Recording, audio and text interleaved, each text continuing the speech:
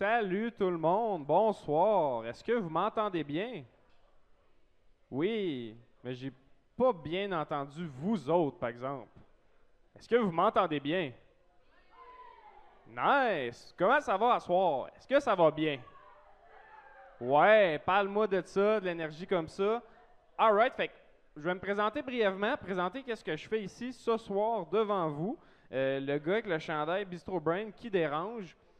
Bistro Brain, ce que c'est un OBNL de vulgarisation scientifique qui a été fondé en 2017, dont la mission est de partager le savoir dans le plaisir. Moi, je suis qui là-dedans? Je suis Gabriel Parent, le coordonnateur de Bistro Brain à Trois-Rivières, et je suis là pour vous présenter un événement qui s'intitule Démonte ton mythe. Fait qu'à soir, on va démonter des mythes avec trois présentateurs exceptionnels qui vont nous présenter des choses dans le fond, des résultats de recherche, des trucs qui les intéressent, peu importe, qui vont servir finalement à démonter un mythe. Donc, j'aimerais remercier nos commanditaires pour la soirée, l'AGE UQTR. Voilà, c'est tout, c'est le seul. Merci l'AGE UQTR. Puis, pour petit topo de la soirée, là, il va y avoir 3 présentations. Ça va être 12 minutes par présentation. Vous allez avoir la possibilité de poser des questions pendant 5 minutes. Et après ça, on va avoir un petit quiz. Puis le quiz, il n'est pas là pour rien. Le quiz, il est là pour gagner de l'alcool. Fait que soyez bien attentifs pendant les présentations, parce que si vous êtes full attentif, que vous répondez full bon au quiz, vous allez full vous saouler après. Fait que ça, c'est parfait, parfait. On aime ça de même. Je vais tout de suite laisser la place à la première présentatrice de la soirée, qui est Alice Wadjinar. Alice va présenter la présentation Trompée par votre cerveau, la réalité est une prédiction. Alice est candidate au doctorat en sciences biomédicales à l'UQTR. Elle est passionnée par les neurosciences et même enseignante en neurosciences. Donc, s'il y a une bonne personne pour vous parler de ça, c'est elle. Bonne présentation, Alice. Bonsoir. Comme je suis une candidate au doctorat vraiment débordée, ben, j'ai pas appris mon texte, il faut que j'ai mes notes. C'est la première fois que je vais présenter avec des notes. Puis rock on. Est-ce que vous m'entendez bien si je parle à cette distance du micro? Cool. Eh ben parfait. Alors on y va. Bonsoir. Et si je vous disais que ce que vous voyez, ressentez ou entendez en ce moment même n'est peut-être pas la réalité? Alors non, je ne parle pas de votre niveau d'alcoolémie qui pourrait altérer vos perceptions, mais j'aimerais plutôt vous parler de ce que votre cerveau est en train de faire. Votre cerveau, en ce moment, il anticipe, il prédit et il fait des suppositions sur ce qui va se passer ensuite. Notre cerveau, c'est une machine à prédire. Il ne se contente pas seulement de recevoir les informations du monde extérieur, mais il essaie constamment de deviner ce qui va se passer ensuite. C'est un peu comme un éditeur de texte avec l'autocomplétion d'activer. Tu commences à écrire une phrase, puis là, il finit ta phrase pour toi. Il y a des fois, ça se passe bien, puis en effet, il complète correctement ta phrase, mais il y a d'autres fois, comme Google, il est complètement à côté de la plaque. De la même manière, notre cerveau fait des prédictions, il essaie de deviner ce que nous allons faire, puis qu'est-ce que nous allons percevoir, puis il va ajuster ses prédictions en fonction des informations qu'il reçoit.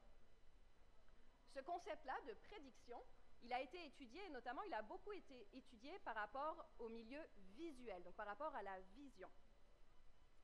Et les recherches montrent que certaines régions du cerveau s'activent avant même que nos yeux aient traité l'information visuelle. Autrement dit, le cerveau avait déjà anticipé ce que l'on allait voir. Ces prédictions-là, elles ont été étudiées au niveau de la vision, mais elles existent aussi dans d'autres domaines. Elles concernent, mettons, les sons, elles concernent les mouvements, puis elles concernent aussi les sensations. Par exemple, si vous jouez au tennis, votre cerveau va prédire la trajectoire de la balle avant même que la balle ait été frappée par votre adversaire. Et ça permet entre autres de préparer vos muscles à réagir pour être capable de contrer la frappe de votre adversaire. Il y a d'autres études, évidemment, qui ont été faites sur les prédictions cérébrales, et des études montrent justement que le cerveau prédit des événements sur différentes échelles de temps. Ça veut dire qu'on a des zones dans le cerveau, les zones sensorielles, qui vont traiter la vision, qui vont traiter le toucher, qui vont s'activer très rapidement et faire des prédictions à court terme. Et puis on a d'autres zones, comme le cortex préfrontal, à l'avant de votre cerveau. Votre cortex préfrontal, c'est votre zone qui, généralement, aide à planifier les actions, prendre des décisions, moduler vos comportements. Et donc le cortex préfrontal peut aussi anticiper des choses à plus long terme. C'est un peu comme si votre cerveau, il avait une hiérarchie de divulgateurs. Il a une hiérarchie de spoilers qui peuvent aller de prédictions à très court terme et de prédictions à très long terme. Très long terme, on s'entend genre prédictions sur ce qui va se passer dans le reste de votre journée. En combinant des prédictions à court et à long terme, votre cerveau s'ajuste constamment et ajuste notre comportement. Dans une foule, par exemple, vos prédictions à court terme, elles vous permettent de naviguer dans la foule en évitant les collisions, en évitant de se frapper contre quelqu'un d'autre ou de se faire frapper par quelqu'un d'autre. Les prédictions à long terme, elles vous permettent vous êtes dans la foule et vous êtes capable d'anticiper un déplacement sécuritaire qui va vous faire sortir de la foule. Fait que ça, c'est un mix de prédictions à court terme, j'évite de me faire piler sur les pieds, et à long terme, je suis capable de sortir de la foule. Cette capacité de prédiction, elle est essentielle pour agir rapidement et efficacement dans notre environnement qui est plutôt complexe. Sinon, si on n'avait pas ces capacités de prédiction-là, on passerait notre temps à réagir en retard et on serait tout le temps en décalé par rapport à notre environnement. Mais le truc, c'est que ce que nous percevons n'est pas toujours un reflet fidèle de la réalité. Et en essayant de deviner, le cerveau, la plupart du temps, est pas mal spot-on, mais des fois, il peut se tromper. C'est un peu, tu sais, comme ton ami TDA qui essaye de finir tes phrases puis qui se plante une fois sur deux, qui est trop hype tout le temps, qui fait plein de prédictions, mais ça marche pas tant. Fait que ton cerveau, il fait des erreurs. Une erreur classique de prédiction de votre cerveau peut s'illustrer par une illusion visuelle, celle-ci. C'est l'illusion de Müller-Lyer, qui est, dans le fond, deux lignes exactement de la même longueur, mais est-ce que quelqu'un perçoit vraiment les deux lignes de la même longueur? Non. Même si je vous le dis, elles sont de la même longueur et pourtant notre cerveau fait en sorte qu'on les perçoit de deux longueurs différentes. Et ça, c'est parce que notre cerveau utilise des informations visuelles, ici les flèches, qui vont lui donner des indicateurs habituellement de profondeur ou de distance. Donc en se basant sur les connaissances de profondeur et de distance qu'il a, notre cerveau se laisse biaiser par ces informations visuelles et fait une erreur de prédiction. De la même manière, quand un objet est partiellement caché derrière quelque chose d'autre, notre cerveau est capable de recomposer l'image de l'objet qui est caché et il nous permet de faire une prédiction justement sur ce qui est caché. Donc ça, c'est ce qui vous permet par exemple de repérer une moufette en arrière d'une poubelle, tu vas apercevoir quelque chose, puis tu vas faire une prédiction que ça se peut très bien que ce soit une moufette. Cependant, dans certains cas, tu te promènes en forêt, au détour d'un virage, tu as l'impression de percevoir un ours, finalement c'était une roche. Ton cerveau a fait une prédiction qui s'est révélée être une erreur. Pourquoi? Pourquoi notre cerveau ferait des prédictions comme ça? Eh bien, notre cerveau, il est tout simplement feignant. Il est feignant, mais d'une manière quand même assez intelligente. Plutôt que de traiter chaque détail de notre environnement, ce qui prendrait un temps fou et des ressources colossales, notre cerveau va faire des suppositions, tout simplement pour économiser de l'énergie. C'est comme si votre cerveau choisissait de se mettre en mode économie d'énergie pour ne pas surchauffer. Le cerveau complète les blancs, le cerveau complète les manques. Et donc votre cerveau, il a besoin de s'économiser parce que votre cerveau représente seulement 2% du poids corporel. Mais il consomme environ 20% de toute l'énergie nécessaire à faire fonctionner votre corps. Fait que votre cerveau, là, il consomme beaucoup d'énergie. Cette consommation élevée, elle s'explique parce que votre cerveau, il est en activité permanente pour notamment traiter toutes les informations de l'environnement, maintenir les fonctions de base et effectuer des tâches complexes comme planifier ou réfléchir. Donc le cerveau prédictif, il est très utile pour s'adapter rapidement. Un petit exemple, imaginez que vous marchez sur un trottoir et soudainement il y a un vélo qui déboule à toute allure. Votre cerveau prédit déjà ce qui va arriver et prépare vos muscles, encore une fois, à réagir et à faire un pas de côté pour éviter la collision. Si nous devions tout analyser en temps réel, on serait déjà en train de se faire frapper quand on serait encore en train d'analyser la scène. On n'aurait pas eu le temps de réagir. Donc les prédictions, elles concernent la perception, qu'elle soit visuelle, auditive, sensorielle. Mais ce qui est intéressant, c'est qu'elle concerne aussi les émotions. Donc si notamment vous vous attendez à vivre une situation stressante, votre corps généralement va préparer une réponse de stress à l'avance, même si la situation stressante ne s'est pas encore passée. Fait que ton cœur va s'emballer, tu vas te mettre à suer, mais il ne s'est encore rien passé. Ton système a fait une prédiction sur ce qui allait se produire. Ça, ces prédictions-là, c'est un peu comme si notre cerveau déclenchait l'alarme incendie alors qu'il n'y a même pas encore eu de fumée. Il a pris un step d'avance, puis ça se peut qu'il ait fait une erreur. De manière intéressante, c'est aussi la même chose pour la douleur. Si vous l'avez peut-être vécu, anticiper une douleur, te dire que ça va faire très très mal, bah ça se peut que ça génère plus de douleur. Donc encore une fois, notre cerveau a fait des prédictions qui vont influencer notre perception. Les prédictions et les erreurs de prédiction, c'est pas négatif, c'est pas seulement négatif. Dans le fond, notre cerveau, c'est un peu comme s'il construisait une bibliothèque en permanence. Donc, les prédictions, elles sont nécessaires à l'apprentissage parce que lorsque votre cerveau se trompe, il va générer ce qu'on appelle une erreur de prédiction. Et cette erreur de prédiction, ça va l'inciter à ajuster ses modèles internes. Fait que finalement, plus on fait d'erreurs, plus on met en banque des informations et des nouveaux modèles qui vont nous permettre dans le futur de faire des prédictions plus justes. Si on prenait l'exemple du tennis encore, si vous êtes débutant, la première fois que vous allez jouer au tennis, si votre adversaire donne un effet à la balle, vous allez être incapable de prédire la trajectoire de la balle. La minute que vous avez fait cette première erreur, votre cerveau va mettre en banque l'information et va être capable par la suite de prédire que quand mon adversaire fait tel mouvement avec son bras, ça veut dire que la balle va avoir un effet, je connais vraiment pas le tennis ni les termes là, mais elle va avoir un effet comme ça, mettons, puis là tu vas être capable de l'anticiper. Fait que ça c'est, tu as fait une première erreur de prédiction, ton cerveau a ajusté ses modèles internes et ça a mené à avoir en banque de la nouvelle information qui, dans le futur, te permet d'anticiper les feintes ou les mouvements de ton adversaire. En résumé, notre cerveau, il passe son temps à essayer de deviner ce qui va se passer ensuite. Ça nous permet de naviguer dans un monde qui est vraiment complexe et plein d'informations. Et donc ces prédictions, elles nous permettent, au fil du temps, d'agir avec plus de fluidité, même si elles nous rappellent parfois que notre cerveau et notre perception n'est pas toujours une copie fidèle de la réalité. Donc pour conclure, et je vais éviter de vous cracher dans le micro, je vous dirais que même si votre cerveau vous trompe parfois, au moins il essaie de vous faire survivre. Merci.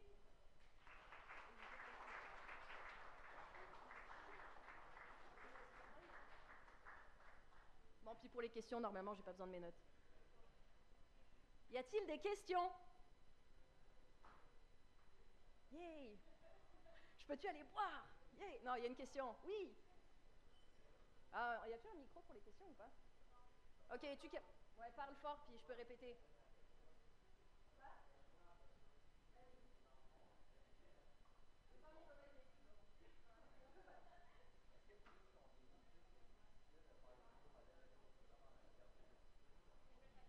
Alors, ouais, c'est ça que j'allais faire. Attends, ta question. Est-ce que plus on vieillit, plus c'est difficile de faire des nouveaux modèles de prédiction dans notre cerveau? Je le sais pas, parce que c'est pas mon domaine d'étude. Mais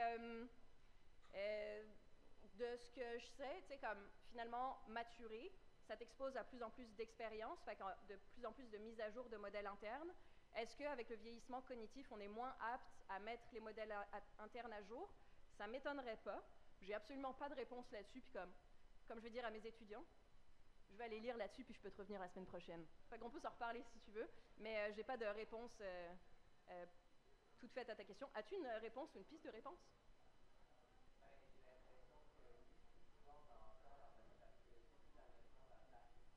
Ouais. Non, je vais faire une répétition. Fait qu'on parle du principe de plasticité cérébrale. Fait que finalement, notre cerveau est vraiment plastique, ça veut dire qu'il est vraiment modulable. Puis donc, tu es un enfant, tu es une page blanche, puis plus tu vis d'expérience, plus ton cerveau est modulé, puis tu peux former de nouvelles prédictions, justement, et modèles internes. Et dans le vieillissement cognitif, est-ce qu'il y a quelque chose qui change en plasticité cérébrale? Est-ce que notre cerveau est moins plastique en vieillissant?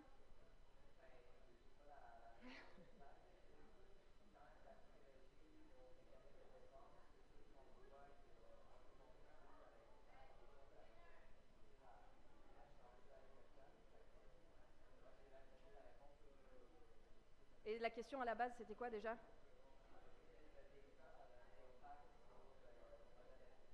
Fait que le vieillissement aurait un impact négatif sur les modèles de prédiction? Ou positif? Ok. Cool. Merci. J'ai hâte d'entendre ta présentation. Est-ce qu'il y a d'autres questions ou discussions? Parfait. Merci.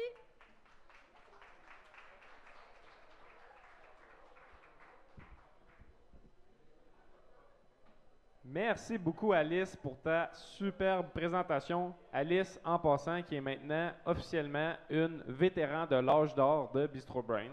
Elle va pouvoir venir chercher sa carte après la soirée. On est donc maintenant rendu à la deuxième présentation. Puis là, il y a une petite twist à soir, parce qu'on a 3 présentations, pas 4. C'est un nombre impair, mais on a une pause d'habitude. Fait qu'on va faire comme les profs, on va vous demander, voulez-vous la pause tout de suite, plus courte ou pas de pause, puis on finit ça vite. Premier choix, on lève la main. Ah ben, pas de pause. Vous voulez pas de pause, vous êtes sûr? Pas de pause. J'aime ça, j'aime ça.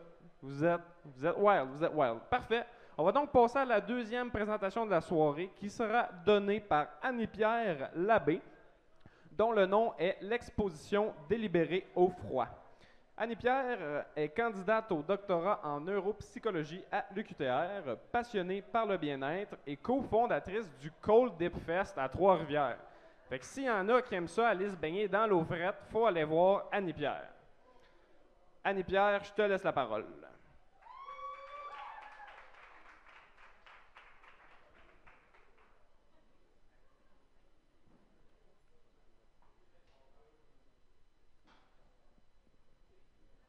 Je suis pas à l'aise avec un micro, c'est la première fois que j'utilise ça de ma vie. Soyez indulgents. Je m'appelle Annie-Pierre. Je viens vous parler de l'exposition délibérée au froid. Puis moi, dans le fond, j'ai fait mon bac en psychologie, puis là, je fais mon doctorat en neuropsychologie. Puis même si il y a quand même des liens entre ma présentation puis mon domaine d'études, c'est vraiment plus de l'ordre de l'intérêt personnel, donc j'ai pas fait mes recherches là-dessus. Sauf que justement, tu sais, ce qui fait des fois qu'on s'intéresse aux choses, ça parle beaucoup de nous. Puis j'ai comme fait un petit travail introspectif pour voir pourquoi ça m'intéresse autant les cold dips, tu sais, dans le fond. Puis j'ai pas eu à chercher très loin. Et dans le fond, je me suis rappelé d'une anecdote. Quand j'étais tout petite, j'avais comme 3 ans. Puis j'étais allée au Petit Poisson des Chenaux avec ma famille. Puis en voulant regarder par la fenêtre, je suis tombée dans le trou des Poissons des Chenaux. Et j'ai été complètement traumatisée. Là, mon père, il a fallu qu'il me ramasse par le capuchon qui s'est déclippé. En tout cas, je ne sais pas si c'est un faux souvenir ou si c'est vraiment ça, le capuchon qui se déclippe, mais en tout cas, tout ça pour dire que j'ai été super traumatisée de ça. Puis, ça a fait que j'ai plus voulu me baigner pendant comme des années, puis de manière encore plus problématique, je voulais plus prendre mon bain. Fait que ça, c'était vraiment pas le fun. Puis, de manière un peu plus paradoxale, j'ai fait de la natation de compétition vraiment longtemps. J'ai fait les Patriotes natation, j'ai fait des compétitions canadiennes et tout. Fait que c'est quand même spécial. Puis, plus récemment, j'ai découvert un intérêt plus marqué pour les expositions à l'eau froide, donc les bains de glace. Puis quand j'ai la chance d'en faire, même si c'est aussi random que dans un abreuvoir à vaches dans le milieu des montagnes, ben je le fais, puis j'aime bien ça. Puis là, j'ai décidé de demander, tu sais, pour comprendre un peu ce revirement de situation-là, j'ai décidé de demander à ChatGPT, notre grand ami, ce qu'il comprenait de tout ça. Puis ce qu'il m'a dit, c'est « Il se pourrait que vous cherchiez inconsciemment une manière de réexaminer et de transformer un traumatisme passé en une expérience contrôlée et positive. » Cela peut également faire partie d'un processus de guérison où l'individu cherche à surmonter sa peur en s'exposant volontairement à des situations similaires. Donc honnêtement, je le trouvais quand même assez right on point, puis moi ça me fait un peu peur ces affaires-là, mais bon. Puis sinon, vu que c'est démontre ton mythe, j'ai pensé vous donner quelques croyances ou quelques trucs qu'on entend des fois pour les démonter. Donc, par exemple, on va dire, c'est dangereux de s'exposer au froid intense, habille-toi, tu vas attraper froid. Le stress est mauvais pour nous, on devrait tenter le plus possible de le minimiser. Puis, dans le fond, je vais commencer à démonter ça avec la loi de l'Hormèse. Je ne sais pas si vous êtes familier avec ça, mais dans le fond, ce que ça dit, c'est que c'est un concept selon lequel, quand on s'expose à de petites doses de stress, comme le froid, le chaud, mais aussi le sport, bien, il y a des effets super positifs sur la santé, comme puisque, en fait, ça va stimuler les réponses adaptatives de notre organisme, puis finalement, on va s'adapter puis devenir de plus en plus résilient. Tu sais, dans la société dans laquelle on vit à cette heure, il y a tellement de confort, ce qui n'est pas négatif en soi. Là, on aime tous avoir un démarreur à distance puis un air clim, là, mais on est vraiment moins confronté à l'inconfort. Donc, ces processus-là sont de moins en moins utilisés, puis à faute d'utilisation, on finit par les perdre. Donc, on perd comme des opportunités de se renforcer à la fois physiquement puis psychologiquement. Puis, j'ai comme un blanc, excusez. Ouais, c'est ça. Je voulais vous parler aussi du gym. Tu sais, quand on va au gym, tu sais, on sait que on va se faire des muscles à la longue, tu sais, mais c'est un peu la même chose avec l'exposition au froid, c'est que c'est comme un stress sur le corps. Dans le cas du gym, quand on lève des haltères, on peut se faire des micro-déchirures, on peut se mettre à avoir chaud, à être essoufflé, puis c'est super inconfortable. Mais dans le fond, l'exposition au froid, c'est un peu la même chose, c'est juste que c'est des processus d'adaptation qui sont différents. Ensuite de ça, vous allez me dire, ben, est-ce qu'il y a vraiment des avantages à faire du gym thermal? Ben oui, il y en a vraiment beaucoup. Puis honnêtement, je pourrais passer ma présentation à vous parler de chacun de ça, un à la fois. Là, il y a tellement de choses à dire, mais je vais me contenter quand même de faire un petit survol. Donc, au niveau des avantages physiques, il y a la réduction de l'inflammation, le soulagement de la douleur, l'amélioration de la circulation sanguine, une récupération plus rapide, stimulation du système immunitaire, puis prévention de blessures. Donc, il y en a quand même vraiment beaucoup. Puis, il y en a aussi au niveau psychologique. Donc, on a démontré qu'il y avait une certaine réduction du stress, une amélioration de l'humeur, un renforcement de la résilience, une augmentation de la concentration, puis une prise de conscience corporelle. Donc, tu sais, au lieu de vous parler vraiment de tous ces points-là, un à la fois, je vais me contenter de faire comme un survol ou qu'est-ce qui se passe globalement dans le corps quand on s'immerge dans le froid. Puis, bon, ce qui se passe, puis là, en passant, ça, c'est Carl qui va venir présenter tantôt, là, si jamais vous vous demandez, il ressemble à quoi, bien, ça, c'est à quoi qu'il ressemble quand il s'immerge dans l'eau froide. Donc, ce qui se passe, c'est la réaction. Donc, ça, on va appeler ça le processus bottom-up. Donc, ce qui se passe, c'est quand notre système nerveux sympathique s'active. Le système nerveux sympathique, vous en avez peut-être déjà entendu parler, là, c'est le fight or flight. C'est quand notre corps est en mode survie. Donc, c'est vraiment ça qui se passe. Puis, si je fais une petite parenthèse neuro, là, dans le fond, le cerveau, comment il s'est développé de manière, dans l'évolution, il s'est développé du centre vers l'extérieur, puis du derrière vers le devant.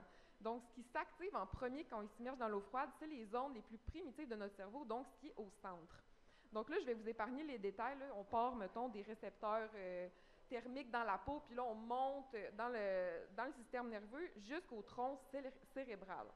Puis le tronc cérébral, c'est celui qui est en charge de toutes nos fonctions vitales. Donc, c'est celui qui fait qu'en ce moment, vous n'êtes pas obligé de penser à faire battre votre cœur ou de penser à digérer votre bière. Tu sais, c'est comme, c'est des fonctions vitales dont le tronc cérébral est en charge. Puis, avec l'hypothalamus, qui est aussi responsable de l'homéostasie du corps. Puis, ce que c'est l'homéostasie, c'est notre état d'équilibre. Donc là, quand on rentre dans l'eau froide, on s'entend, notre tronc cérébral, il est comme, qu'est-ce que tu fais là? Genre, on vit du déséquilibre, là, on n'est pas bien. Fait que là, il va être comme, OK, la gang, si on veut survivre, là, il faut faire de la vasoconstriction, il faut aller réchauffer nos organes internes, il faut réguler notre respiration pour s'assurer d'un bon apport en oxygène. Donc, c'est vraiment le tronc cérébral qui est en charge de tout ça. Puis, à part de ça, il y a aussi un cocktail d'hormones qui, pas une hormone, je veux dire, des neurotransmetteurs qui sont sécrétés comme l'adrénaline, la noradrénaline, la dopamine, la sérotonine, les endorphines, vous en avez probablement déjà tous entendu parler. Puis, ces hormones-là peuvent contribuer à tous les avantages psychologiques que je vous ai parlé tantôt.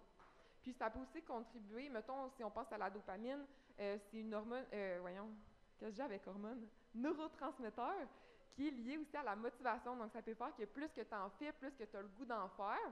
Puis, on peut aussi, avec les endorphines, avoir l'impression de se sentir un peu sur un high. Donc, à part ça, il y a aussi le système limbique qui est impliqué. Puis le système limbique, c'est comme le centre de nos émotions. Donc, quand on rentre dans l'eau froide, là, on peut sentir comme de l'anxiété, de la peur ou peu importe. Puis plus qu'on va sentir des émotions négatives, plus qu'on risque de vivre une expérience difficile parce que les émotions ont une grande influence sur la perception de la douleur. Donc, plus qu'on vit de l'inconfort psychologique, plus qu'on en risque d'en vivre de la physique aussi. Donc, c'est vraiment lié. Puis là, on peut imaginer que le processus bottom-up, c'est un peu comme, mettons, votre grand-mère ou ma grand-mère, en tout cas, si elle me voyait dans l'eau froide, elle aurait probablement une réaction du genre « Qu'est-ce que tu fais là? Sors de là, tu vas mourir! » Tu sais, la grosse panique. Donc, votre corps est vraiment en mode survie, puis il veut vous sortir de l'eau froide au plus vite. Puis là où la magie s'opère, c'est qu'on a aussi un processus, puis ça c'est encore Carl, on a aussi un processus top-down qu'on appelle. Puis ça, c'est vraiment que nos régions plus évoluées de notre cerveau, comme notre cortex préfrontal, va venir calmer notre système nerveux puis nous réguler. Donc, quand je parle du cortex préfrontal, c'est une région du cerveau qui est impliquée dans l'observation de soi puis dans la prise de décision. Donc, ça nous permet comme de prendre une distance par rapport à notre expérience immédiate puis se dire, OK, ouais, même si c'est inconfortable, je décide délibérément de rester dans l'eau froide pour tous les bienfaits psychologiques et physiques que ça pourrait m'apporter. Puis, c'est aussi une structure qui est en charge de la régulation émotionnelle. Donc, il va pouvoir venir nous calmer, nous rationaliser, calmer nos peurs et notre anxiété.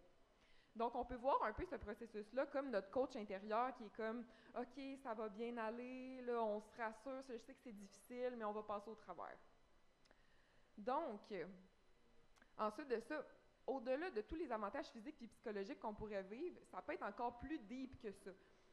Donc, il y en a qui vont parler que les bains froids, ça leur a vraiment permis de connecter de manière vraiment plus profonde au moment présent.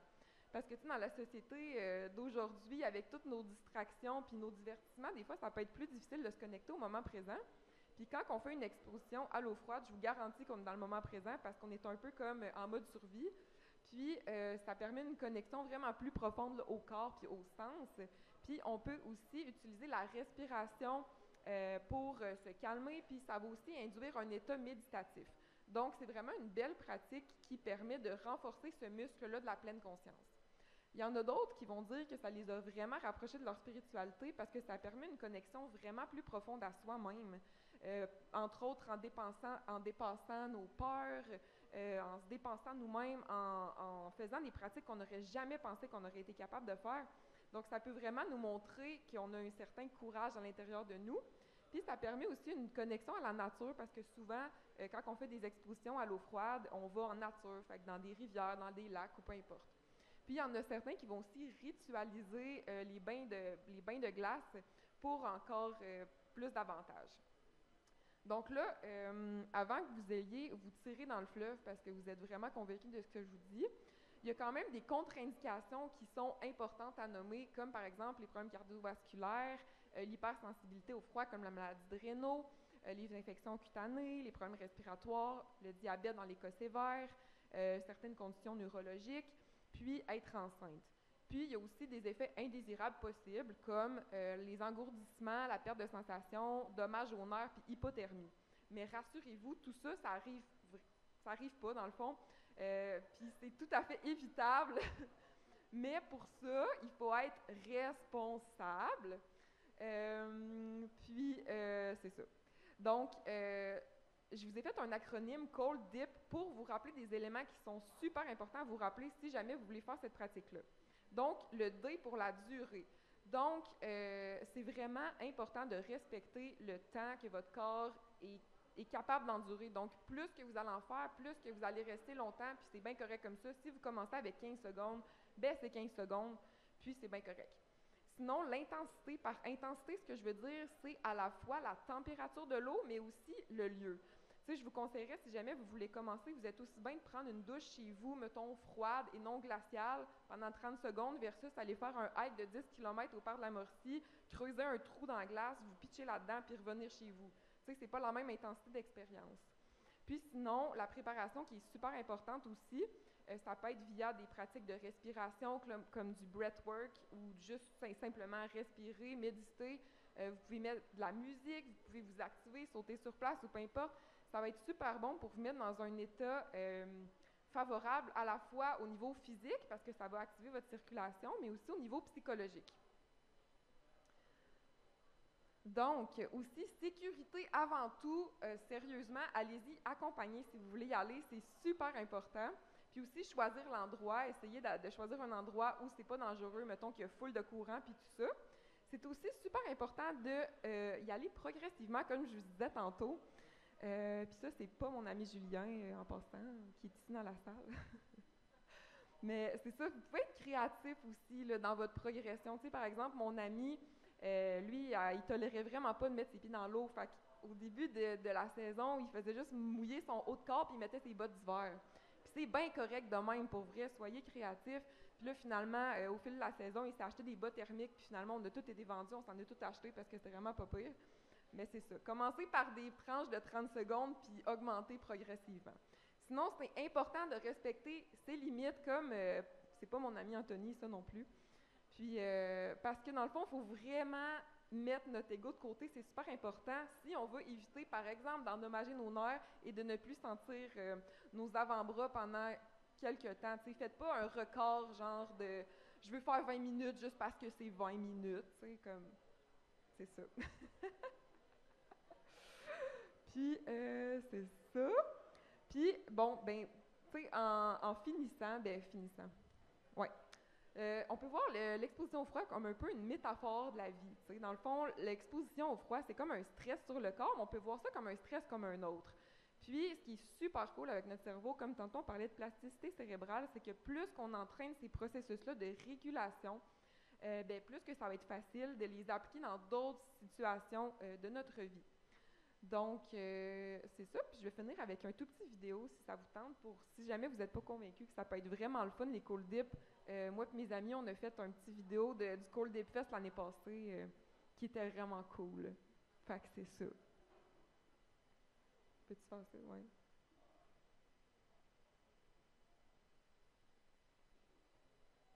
C'est moi qui contrôle? OK.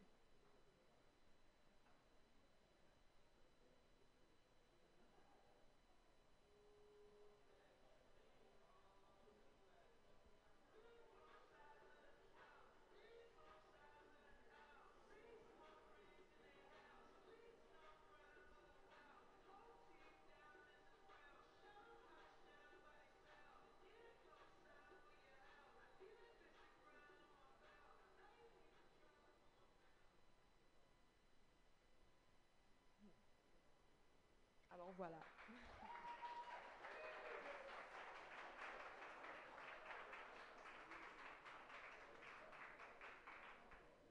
Est-ce qu'il y avait des questions?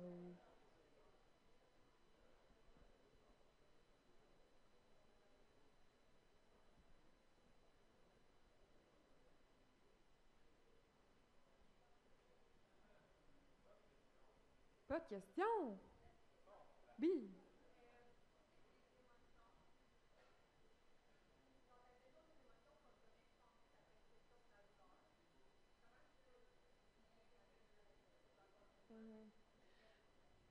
Oui, ben la question c'est comment, tu sais, on dit que les émotions, ça vient jouer vraiment dans la perception de la douleur, puis qu'est-ce qu'on peut faire par rapport à ça? Ben, qu'est-ce que j'aurais à répondre par rapport à, mettons, mon expérience personnelle, c'est de me concentrer le plus possible sur ma respiration, puis essayer d'éviter d'entrer, parce que finalement, les émotions, c'est comme une anticipation de ce qui pourrait se passer. Souvent, c'est des peurs irrationnelles ou peu importe. Donc, vraiment, de se centrer sur le moment présent, de respirer. Allez-y avec des amis qui peuvent vous tenir la main, mettons. Tu sais, c'est comme, ça peut être des choses qui viennent apaiser, apaiser vos émotions. De rien.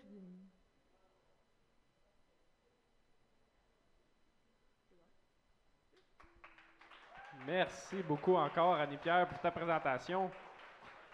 Je sais pas pour vous, mais moi, cette présentation-là me fait vraiment du bien au cœur, puis surtout au portefeuille. Parce que s'il y a des bienfaits à avoir fret, ça serait quoi de s'acheter un manteau? Je n'avais pas encore pour l'hiver, mais j'en achèterai pas non plus. Bref, je sais pas si vous vous rappelez, mais vous avez voté pour pas de pause, mes titanans. On n'aura donc pas de pause. On va passer tout de suite à la dernière présentation de la soirée, qui sera donnée par Carl-Antoine, qui va lui aussi pouvoir venir chercher sa carte soleil des personnes âgées qui sont vétérans à Bistro Brain après ce soir. Il présentera les mythes de la santé mentale. Carl-Antoine est candidat au doctorat en psychologie à l'UQTR et son essai porte sur la consommation récréative de psychédéliques. Je te laisse la parole, Carl-Antoine. Merci, merci. Donc, bonsoir tout le monde. Aujourd'hui, je vais vous parler des squelettes dans le placard de la psychiatrie. Donc, la psychiatrie qui est une branche de la médecine qui est spécialisée dans le domaine de la santé mentale. Donc, qui est basée sur un modèle médical et sur une vision biologique de l'être humain. Donc, aujourd'hui, on va démasquer les mythes des diagnostics de santé mentale et de la théorie du débalancement chimique. Puis pourquoi j'ai choisi ce thème-là? Parce que je pense que tout le monde dans la salle connaît une personne qui a un diagnostic de santé mentale, puis ça peut même être soi-même. Puis aussi parce que j'étais moi-même naïf à ce sujet-là, même après des années au baccalauréat puis au doctorat en psychologie. Puis je pense que quand on connaît mal ces mythes-là, de l'extérieur, ça peut avoir l'air bien beau puis bien intentionné, mais quand on s'y attarde, ça peut être préjudiciable dans certains cas. Donc, premier mythe, les diagnostics de santé mentale sont aussi valides que ceux des maladies physiques. Puis ici, je ne parle pas de valide dans le sens que c'est légitime ou pas d'avoir un diagnostic de santé mentale, mais bien de validité scientifique. Puis c'est quoi ça, la validité scientifique? C'est simplement la capacité d'un instrument ou d'un questionnaire à mesurer ce qu'il veut mesurer. Donc, par exemple, si quelqu'un pense avoir la COVID, qui a des symptômes de toux, de fièvre, puis tout ça, puis qu'il passe un test de COVID avec la salive, puis finalement, ce test-là, il mesure le taux d'électrolyte dans la salive et non la présence du virus. Ce test-là ne sera pas valide parce qu'il ne mesure pas ce qu'on veut mesurer, soit le virus. Avant de poursuivre, j'aimerais ça qu'on fasse un petit jeu, puis qu'on puisse essayer de voir qu'est-ce qu'on pourrait conclure de ces deux images-là. Donc, une image avec une pleine lune, un mur ensanglanté, des griffes, une silhouette d'une grosse bestiole. Qu'est-ce que ça vous évoque pour vous?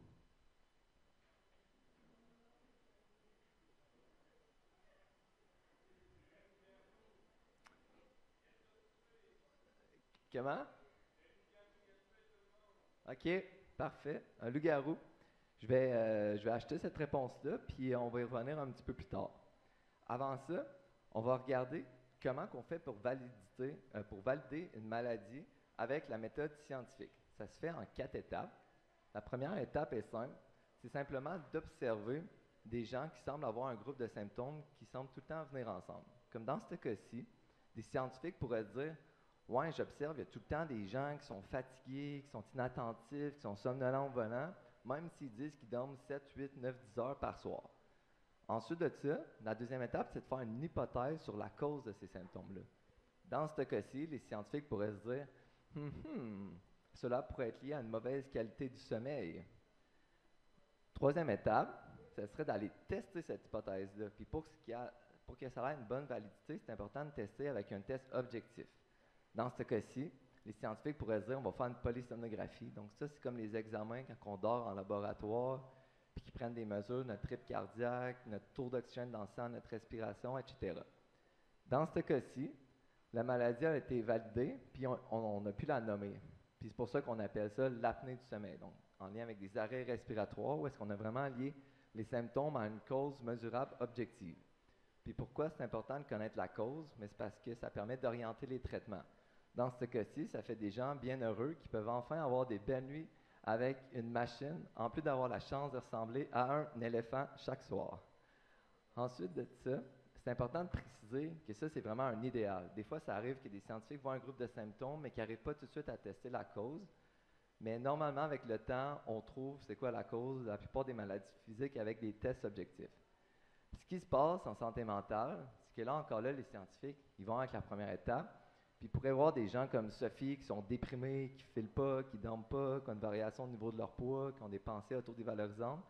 Mais ce qui arrive, c'est que tout de suite, dans les troubles mentaux, on va nommer ces symptômes-là. Puis on peut dire que c'est correct, ça arrive aussi parfois avec les maladies physiques, mais après ça, il y a les prochaines étapes de trouver une hypothèse sur la cause, puis de tester cette hypothèse-là. Puis là, on pourrait se dire, bien, c'est correct, tu sais, avec le temps, on a trouvé c'est quoi la cause des maladies mentales. Pas vrai? En fait, encore à ce jour, il n'y a aucun test sanguin, urinaire, de rayon X avec la neuroimagerie qui permet de diagnostiquer de manière objective les troubles mentaux. Puis c'est pas pour rien qu'on utilise l'approche catégorielle depuis 1980. Puis c'est une approche, en fait, qui est basée sur les symptômes. Donc, comment ça marche? C'est que c'est une liste de symptômes précis qui permettent de diagnostiquer ou non. Donc, par exemple, avec la dépression, ça prend vraiment 5 symptômes et non 4 pour être considéré comme pathologique, sinon on est normal, entre guillemets. Donc, c'est vraiment catégorique. L'objectif de ça, en fait, c'est d'avoir un langage commun pour que les scientifiques puissent se dire, quand on parle d'épisodes dépressifs majeurs, on a une idée de quel genre de patient ou client que l'on parle. Fait que ça a quand même cet avantage-là. Mais il faut garder en tête que c'est vraiment subjectif, culturel et temporel. Puis un des gros exemples assez frappants, c'est l'homosexualité qui était considérée comme un trouble mental avant les années 1973. Donc, vous pouvez voir qu'avec les maladies physiques, ce serait plus surprenant qu'on élimine un diagnostic parce qu'il y a des pressions politiques et culturelles. Donc, c'est assez particulier avec les troubles mentaux. Ça, c'est une approche lorsqu'on ne connaît pas les causes, comme je disais, puis qui était anciennement utilisée dans toutes les branches de la médecine. Mais en ce moment, c'est seulement en psychiatrie qu'on utilise cette approche-là parce qu'on n'a pas encore de test objectif, justement. Puis c'est là toute la nuance entre un trouble et une maladie. Ça peut avoir l'air d'être des synonymes, mais en fait, quand on regarde la définition, un trouble, c'est plus descriptif. En fait, c'est basé sur les symptômes comme le DSM, qui est le manuel diagnostique des troubles mentaux. Puis une maladie, c'est plus explicatif parce qu'on peut relier les symptômes à la cause. Donc, si on vient à notre loup-garou, dans cette image-là, si on fait l'analogie avec les troubles mentaux, tous les symptômes qu'on voit, comme la pleine lune ou les indices, le mur ensanglanté, puis tout ça, ce serait comme de diagnostiquer, c'est un loup-garou qui est passé, même si on ne l'a pas mesuré d'une manière objective, alors qu'avec une maladie, dans les faits, il faudrait vraiment mesurer le loup-garou, voir avec une vidéo ou son ADN. Puis là, je sais que ça peut avoir l'air farfelu comme exemple, mais c'est quand même ça qui arrive dans les faits. Parce que si une personne dans la salle me dirait « Ouais, car ces temps-ci, j'ai une vision floue, j'ai des picotements dans les pieds, j'ai des variations d'énergie. » Puis je dirais « Hey Big, c'est sûr que tu as un diabète. Voilà, prends l'insuline, tu vas aller mieux. » Ça se peut que cette personne-là dise « Hey, attends, il faudrait que je fasse des tests, il faudrait que je fasse des mesures objectives avant de prendre l'insuline. » À moins que l'insuline, ça l'amène un buzz le fun, mais je pense pas. Fait que c'est un peu ça qui se passe en santé mentale, que le psychiatre va diagnostiquer avec une dépression, on dit voilà, et prend des médicaments alors qu'il n'y a aucun test qui est fait. Puis là, je sais qu'il y en a qui pourraient se dire ouais, mais attends, on sait que les maladies mentales, c'est lié à un déséquilibre chimique, en lien avec les neurotransmetteurs puis tout ça. Entre autres, avec la dépression, souvent on entend dire que c'est lié à un manque de sérotonine. Mais avant de poursuivre là-dessus, je vais faire comme un petit bémol avec ce qu'on sait par rapport aux neurotransmetteurs. Premièrement, on sait que les neurotransmetteurs causent des réactions psychologiques, puis même physiologiques. Puis une des manières simples de tester ça, que normalement je vous aurais dit, mais c'est de tester ça avec une substance psychoactive, comme par exemple avec l'alcool. Rapidement, quand on prend de l'alcool, on peut voir que ça amène des inhibitions, une euphorie, on peut se sentir mieux. Par contre, maintenant que l'on sait que l'exposition au froid elle occasionne aussi des changements au niveau des neurotransmetteurs, mais je suis dans l'obligation de vous recommander cette pratique-là parce qu'on sait que c'est beaucoup plus sain que de prendre de l'alcool. Donc, je suis désolé à la chasse-galerie, mais on devrait aller dans le fleuve cet hiver à la place.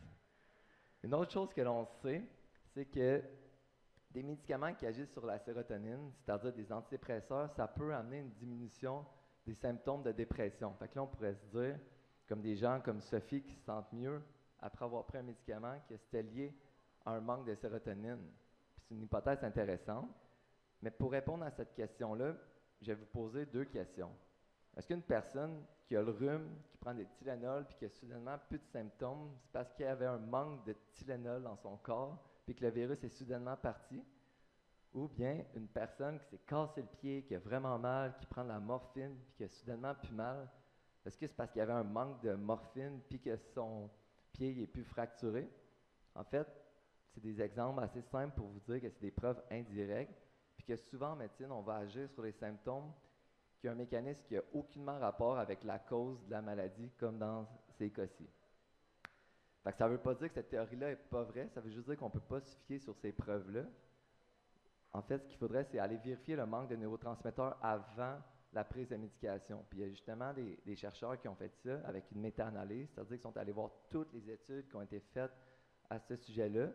Puis récemment, il y en a une qui est sortie en 2023 qui a conclu que les recherches sur la sérotonine n'a pas prouvé de lien clair avec la dépression. Donc, encore à ce jour, on ne sait pas si la sérotonine est vraiment liée à la dépression, même si on entend souvent ça, en raison de la médication qui joue sur la sérotonine. Puis il y a aussi d'autres chercheurs qui sont allés voir d'autres biomarqueurs comme les facteurs gastro-intestinaux, la neuroimagerie, d'autres neurotransmetteurs, le système immunitaire, le stress oxydatif, puis on n'a pas encore de biomarqueurs pour diagnostiquer ça, encore à ce jour. Puis là, je tiens à dire que j'ai l'air de critiquer ce modèle-là, les diagnostics, mais ça a quand même plein d'avantages, comme financer la recherche, financer les services, surtout au niveau scolaire, orienter vers les bonnes ressources. Des gens qui ont un diagnostic qui peuvent aussi se sentir moins coupables de se dire « Oh my God, c'est pas que je suis paresseux depuis 2 semaines, c'est juste que je file vraiment pas, j'ai un épisode dépressif majeur. » Ça a quand même ces avantages-là qui peuvent être validants pour la personne. Par contre, il faut faire attention aux potentiels néfastes, comme le fait de stigmatiser, de se dire « Hey, ce gars-là, il est fucké, il est schizo », ou l'identification identitaire ou diagnostic, les gens qui se disent « Ah, j'ai oublié ça, c'est à cause de mon TDAH » ou « Ah, j'ai été impulsif, c'est mon TPL ». C'est aussi des choses à considérer. Puis il y a aussi toute la sous-prescription des médicaments, le fait de pathologiser des comportements normaux, comme l'homosexualité à l'époque. Mais surtout aussi, puis ce que je trouve ce qui est une des pires affaires, c'est ça amène une moins grande opportunité d'apprendre la souffrance quand on pense que c'est juste biologique. Puis une des manières d'imager ça, qu'on peut faire une petite analogie avec les maisons hantées, parce qu'une personne qui a un esprit vraiment souffrant, qui va pas bien, ça se peut que dans sa tête, il y ait plein de recoins de son esprit sombre, qui a peur d'aller, qui veut pas, qui a peur de ce qui pourrait ressortir, des choses qu'il pense qu'il a oubliées, mais pourtant qu'il oublie vraiment jamais au niveau émotionnel. C'est pour ça qu'on dit qu'on a des démons intérieurs, des fantômes du passé. Puis cette personne-là qui ne file vraiment pas, elle pourrait se tourner vers le modèle médical puis se faire dire « Ah, ben là, tu as un diagnostic de dépression, si tu manques de sérotonine dans le cerveau, voilà, prends des médicaments, tu vas aller mieux. » Mais en faisant ça puis en adhérant 100% à cette vision-là, on peut être tenté de juste plus être à l'écoute de nos symptômes, de nos fantômes du passé, puis on peut aller mieux, fermer la porte à toute cette souffrance-là, cette honte-là. Mais par contre, parfois, nos fantômes du passé peuvent revenir de plus belle, se transformer en grosses crises, de la violence, de la consommation, du désespoir, de l'automutilation. Donc, c'est sûr que ça peut être néfaste pour certaines personnes. Puis, un autre chemin que je pense qui est aussi qui est plus bénéfique, en fait, puis je suis peut-être biaisé parce que je suis en psychologie, mais c'est d'aller voir ces fantômes-là du passé, nos symptômes, notre souffrance, même si c'est pas tentant, puis un peu de la même manière qu'un père va faire avec son enfant, c'est-à-dire en y allant tranquillement et doucement. Puis tranquillement, des fois, on réalise que nos fantômes, notre souffrance, c'est pas si menaçante que ça, jusqu'à réaliser que en dessous de tout ça, en dessous de ce fantôme-là, de nos comportements violents, notre consommation, c'est juste des besoins fondamentaux de tous les humains, comme le fait d'être aimé, d'avoir l'attention, d'être vu, d'être considéré. Fait que des fois, quand on foule trop nos besoins pendant longtemps, ben ils n'ont pas le choix de se déguiser en fantôme, de faire peur pour enfin se faire entendre. Puis parfois, il faut aussi passer par le modèle médical avant de faire ce cheminement-là qui peut être très challengeant. Puis, est-ce que prendre de la médication, ça peut tempérer un petit peu l'intensité de nos émotions puis faciliter ce même processus-là? Donc, voilà, j'espère que vous avez aimé. Puis, n'hésitez pas si vous avez des questions.